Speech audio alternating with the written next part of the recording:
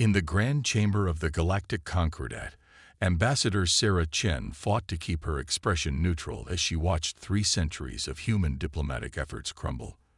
The Vordath delegation, their crystalline bodies refracting the chamber's light into dazzling patterns, had just finished presenting their case for humanity's containment. The evidence is irrefutable. First Speaker Zulax announced, his crystalline form pulsing with deep purple hues. The human species has demonstrated concerning patterns of rapid military advancement. Their historical records show constant conflict, and their rate of weapons development exceeds safety parameters established by the Concordat. Sarah's hands clenched beneath the smooth surface of her podium. The Vordath's presentation had been masterful, carefully selected snippets of Earth's history, stripped of context and woven into a narrative of inevitable aggression. They'd shown the development of nuclear weapons without mentioning the subsequent decades of careful deterrence. They'd highlighted military advancements without acknowledging the parallel developments in medicine, arts, and peaceful space exploration. The motion to establish a Class 1 quarantine barrier around the Sol system will now be put to vote. Zulax continued, his voice carrying the weight of assumed authority. Sarah cleared her throat. The human delegation requests time to present a counter-argument. Counter-arguments were to be submitted within the standard 48 rotations of the initial proposal. Another Vordath representative interjected, their body flickering with smug amber lights. As per Concordat Regulation 247b, a regulation that was only added to the books 3 rotations ago, Sarah pointed out, with the Vordath delegation leading the push for its immediate implementation. Murmurs rippled through the chamber. Several of the younger race's representatives shifted uncomfortably, but none spoke up. The Vordath had spent centuries building their influence, establishing trade dependencies and military alliances. Few dared to oppose them openly. The regulations are clear, Zulax stated. We will proceed with the vote. As the voting commenced, Sarah transmitted a single encoded message back to Earth. STARCHILDPRO to Kegolo authorized. The humans had suspected this day might come. The Vordath's growing unease with humanity's rapid advancement hadn't gone unnoticed, nor had their recent military buildup along the borders of human space. One by one, the votes were cast. Some species abstained, a few voted against, but the majority sided with the Vordath. Whether out of fear, political necessity, or genuine concern about humanity's potential, the result was the same. The motion passes, Zulax announced. The quarantine barrier will be established within 5 standard rotations. All non-human vessels are to evacuate the Sol system immediately. Any attempt to breach the barrier will be considered an act of war against the Concordat. Sarah stood, her voice clear and steady. The human delegation acknowledges the Concordat's decision. We request the standard 3 rotations to inform our government and prepare for isolation. Granted, Zulax replied, satisfaction evident in his crystalline pulses. As Sarah left the chamber, she caught sight of Ambassador Teclara of the Meridian Collective. The insectoid diplomat's antennae twitched in what Sarah had learned was their species' expression of sympathy. They had been one of the few to vote against the quarantine. Back aboard her ship, Sarah reviewed the message confirming Earth's receipt of her authorization. Humanity had spent the last 50 years preparing for this possibility, hidden beneath the facade of their seemingly chaotic and disorganized expansion into space. The Vordath thought they were containing a dangerous species. In reality, they had just given humanity exactly what it needed: time and isolation to implement the Starchild Protocol. Let them believe their quarantine was a cage. They would soon learn it was merely an incubator. As her ship broke orbit from the Concordat's capital world, Sarah allowed herself a small smile. The Vordath had based their entire strategy on humanity's historical records of conflict. What they failed to understand was that those same conflicts had taught humanity its most valuable lesson. The best victories often come from appearing to lose. The real question wasn't whether humanity would break free of the quarantine. The question was whether the galaxy would be ready when they did.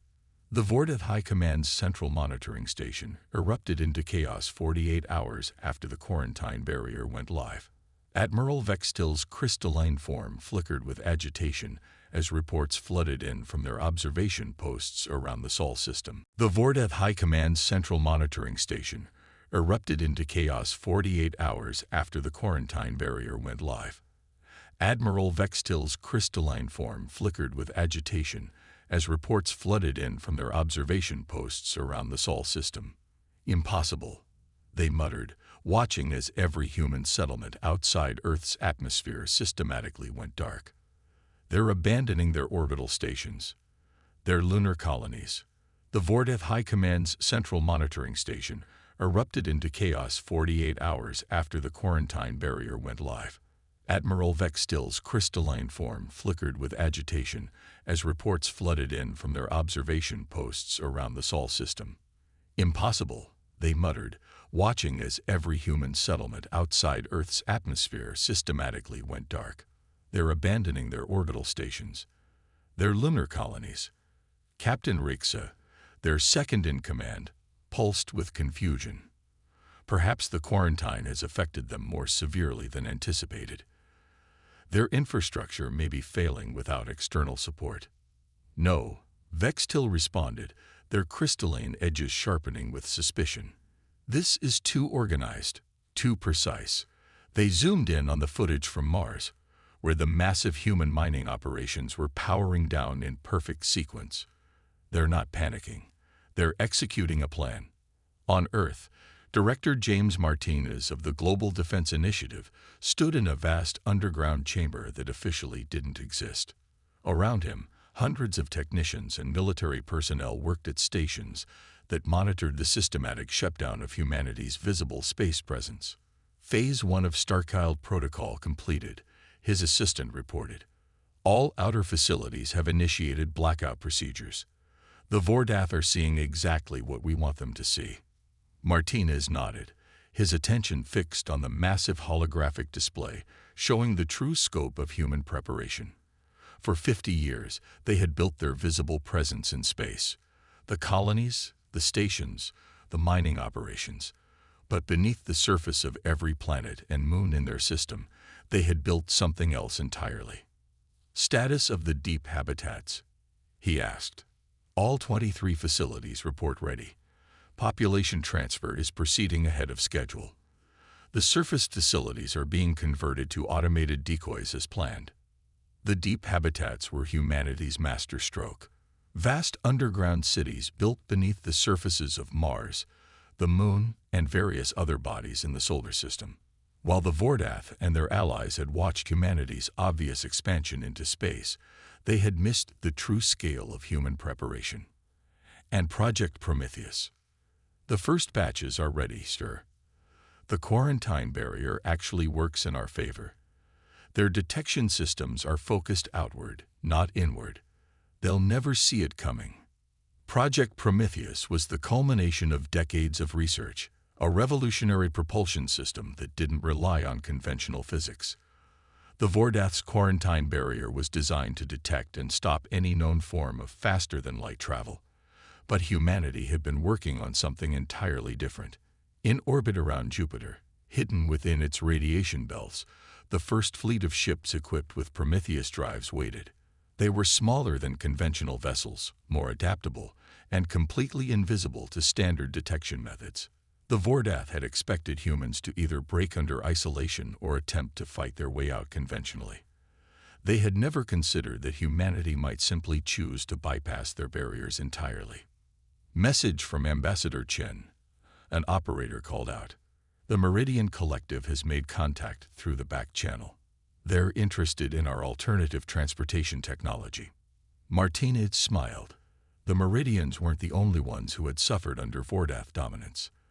There were others, species who had been systematically isolated, controlled, or subjugated. The Vordath had created the quarantine to contain humanity. Instead, they had given them the perfect cover to forge alliances with other oppressed species. Send the ambassador our thanks, Martinez replied, and inform her that we're ready to proceed with Phase 2 ahead of schedule. In the monitoring station, Admiral Vextil watched with growing unease as human activity throughout the Sol system continued to diminish. Everything indicated a civilization in retreat, accepting their containment with surprising grace. Yet something felt wrong. Deeply, fundamentally wrong. Increased surveillance on all known human facilities, they ordered. I want to know the moment they try something. But the Vordath's advanced sensors continue to show them exactly what humanity wanted them to see. A controlled withdrawal, a peaceful acceptance of their fate. They never detected the vast networks of underground cities, the secret fleets, or the quantum-encrypted communications passing through their quarantine barrier, as if it didn't exist. The humans had learned long ago that the best place to hide was often in plain sight. And now, as their apparent submission masked their true preparations, they were about to teach the galaxy a lesson about underestimating the resourcefulness of a species that had spent its entire history overcoming limitations. Phase 2 of the Starchild Protocol was about to begin, and the Vordath's perfect trap was about to become humanity's greatest advantage. The Meridian Collective's Grand Archive was considered neutral territory, even by the Vordath. That's precisely why Ambassador Chen chose it for humanity's first major move. She stood in its crystalline halls, surrounded by millennia of gathered knowledge, waiting for representatives from 7 different species to arrive through separate entrances. Quite the risk you're taking, Archive Master Till chittered, his insectoid form barely visible in the dim light. The Vordath monitor all diplomatic gatherings. They monitor what they can detect, Sarah replied, activating a small device on her wrist. A subtle ripple passed through the air. The latest application of Project Prometheus technology, creating a bubble where conventional surveillance was impossible. One by one, the representatives arrived. The serpentine Nax, the gaseous Helkin, the silicon-based Quar, and others who had suffered under Vordath dominance. Each had received a demonstration of humanity's new transportation technology. Each had seen the possibility of freedom it represented. The Vordath believe they have contained us. Sarah began. They expect us to either wither under isolation or attempt a crude military breakout. Instead, we offer you a partnership. In the Sol system, that partnership was already bearing fruit. Helkin atmospheric manipulation technology, combined with human ingenuity, had accelerated the terraforming of Mars' underground caverns. Nax bioengineering had helped perfect the life support systems in the deep habitats. Each species contributed something unique, something the Vordath had tried to control or suppress. Meanwhile, Admiral Vextil was growing increasingly frustrated. 3 months into the quarantine, human activity had dropped to near zero on their monitors. Yet their energy readings from the Sol system remained inconsistent, showing bizarre fluctuations that their experts couldn't explain. They're hiding something, Vextil insisted to the Vordath High Command. These readings suggest massive power usage, but we can't detect its purpose. Perhaps. First Speaker Zulax responded, "You are allowing your prejudices to cloud your judgment. Our models predicted this level of technological regression, once cut off from galactic trade." But Vextil couldn't shake their suspicion. They had studied human history extensively, particularly their military strategies. One pattern appeared repeatedly, the appearance of weakness masking a position of strength. They were right to be worried. Deep beneath Mars's surface, Director Martinez stood in a vast chamber watching the first mass production run of Prometheus drives. The technology had been revolutionary enough on its own, but combined with Quar crystal matrices and Nax biological computers, it had evolved into something far more powerful. First wave of stealth ships ready for deployment, his assistant reported. The Helkin have successfully mapped the quantum signatures of every Vordath patrol route. The Nax have provided the biological cloaking systems. We can begin insertion of advanced teams whenever you give the word. Martinez nodded, studying the holographic display showing their allies' positions throughout the galaxy. The Vordath had spent centuries building their power through division and control. Now that same strategy was becoming their weakness. The Vordath's greatest mistake, he mused, was giving us exactly what we needed, a reason for all their victims to unite. In the Grand Archive, Sarah was concluding her presentation. The quarantine barrier doesn't just isolate Earth, she explained. It also blinds the Vordath to everything happening inside it. They're so focused on keeping us in, they never considered we might use that isolation to our advantage. The representatives shared knowing looks. Each of their species had faced Vordath oppression alone. Together, with humanity's new technology and their combined knowledge, they had a real chance at freedom. There's an old human saying, Sarah continued, the most dangerous enemy is the one you think you've already beaten. The Vordath believe they've contained us. In reality, they'd given us the perfect cover to prepare our response. As if to emphasize her point, the first test of their combined technologies was beginning. Throughout the galaxy, quantum encrypted messages passed undetected through Vordath surveillance networks. Small ships, cloaked with technologies no single species could have developed alone, slipped past patrol routes. The groundwork was being laid for something unprecedented. A coordinated resistance against the galaxy's most powerful empire. The Vordath had tried to isolate humanity to prevent them from becoming a threat. Instead, they had created the very conditions that would lead to their own downfall. The counter-strategy wasn't just about breaking free from the quarantine. It was about breaking the entire system of control the Vordath had spent centuries building. And as Phase 3 of the Starchild Protocol began, even Admiral Vextil's worst fears couldn't have prepared them for what was coming. Admiral Vextil's worst nightmare began with a series of seemingly unrelated incidents across Vordath space. Supply chains experienced unexpected delays. Communication relays suffered mysterious outages. Patrol ships reported ghost readings on their sensors, shadows that disappeared when investigated. Another trading post has gone dark, Captain Rixer reported, their crystalline form dimmed with concern. That's the 7th this cycle. The official report blames technical difficulties, but nothing about this is natural. Vextil finished. Their suspicions had grown into certainty. These weren't random failures. They were seeing the signs of a coordinated campaign, but its true scope remained hidden. They had no way of knowing that each technical difficulty marked the liberation of another oppressed outpost. Human stealth ships, powered by Prometheus drives and cloaked with Nax biotech, were delivering supplies and technology to resistance cells throughout Vordath territory. The Helkin's gaseous operatives infiltrated security systems, while Quar engineers reprogrammed them to show only what the Vordath expected to see. In the Meridian Collective's home system, Sarah Chen stood before the newly formed Alliance Council. Representatives from 23 species now filled the chamber, each having suffered under Vordath dominance, each now armed with the tools to fight back. The Vordath built their empire on a simple principle. Sarah addressed the council. Divide and conquer. Keep each species isolated, dependent, and unable to share technologies or strategies. But they made one critical mistake. They showed us all exactly how their system works.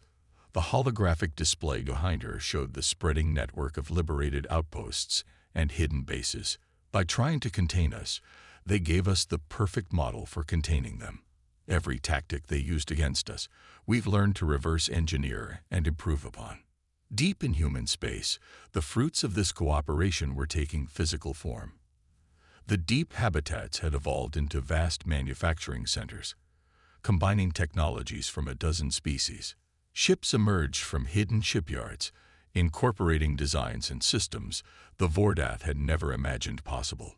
Director Martinez watched as the first joint species battle group completed its trials in the rings of Saturn. Human tactical systems merged seamlessly with Nax biological computers. Helkin atmospheric processors doubled as both life support and weapon systems. Quar crystal matrices amplified the Prometheus drives beyond their original specifications. The fleet is ready, his assistant reported. All ships report successful integration of allied technologies. The Vordath won't know what hit them. But traditional military power wasn't the Alliance's true strength. While the Vordath searched for signs of a conventional threat, The real revolution was spreading through their empire's foundations. Trading posts became safe houses.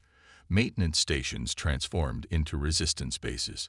The very infrastructure the Vordath had built to control their subjects became the network that would ensure their downfall. In the Vordath High Command, the signs were becoming harder to ignore. Production quotas fell. Resource shipments vanished. Entire sectors reported unusual population movements that couldn't be tracked or explained. It's the humans, Vextil insisted to an increasingly worried High Command. Somehow they've turned our quarantine against us. While we watched their system for signs of escape, they were reaching out to our other subjects. Impossible. First Speaker Zulax maintained, but their crystalline form showed signs of stress. Our containment protocols are perfect. No signal, no ship, no technology could penetrate them. Unless, Vextil suggested, they developed something we never thought to contain. The truth was even more devastating than Vextil imagined. The Alliance wasn't just avoiding Vordath's security. They were using it. Every security scan, every patrol route, every surveillance network had become part of an elaborate misdirection. The Vordath were looking for threats that matched their understanding of technology and strategy. They never considered that their greatest weakness was their own certainty. As the Alliance's influence spread, more species joined the cause. Each brought new technologies, new strategies, new ways of thinking that strengthened the whole. The Vordath had spent centuries ensuring no single species could challenge them. Now they faced something unprecedented. A unified force that turned diversity into strength. The stage was set for the final phase of the Starchild Protocol. The Vordath were about to learn that their perfect trap hadn't contained humanity. It had simply given them time to build something far more powerful than anyone had imagined possible. The day the Vordath Empire began to fall, it started not with a bang, but with a silence. Across their vast territory, communication networks simply stopped responding. Security systems went dark. Navigation beacons ceased transmission. In the span of 6 minutes, the most sophisticated control network ever built simply disappeared. Admiral Vextil stood in the command center, their crystalline form pulsing with barely contained panic as reports of failures cascaded through their remaining systems. Status report. What's happening? Multiple system failures across all sectors. Reichser responded, their voice tight with tension. We've lost contact with 80% of our territories. The remaining 20% are reporting impossible readings. Those impossible readings were the first sign of the Alliance fleet emerging from hidden positions throughout Vordath space. Ships of hybrid design, powered by technologies that defied conventional understanding, appeared simultaneously across thousands of locations. But they weren't attacking. They were implementing something far more devastating than mere military conquest. In the Sol system, Director Martinez watched the operation unfold on his tactical display. Starchild Protocol final phase is in effect, he announced to the assembled Alliance leadership. All teams report success. The Vordath control network has been completely reprogrammed. Sarah Chen stood beside him, watching as decades of planning came to fruition. They spent so long watching us for signs of military preparation. She observed, they never realized we were learning how to do something far more powerful. We were learning how to set people free.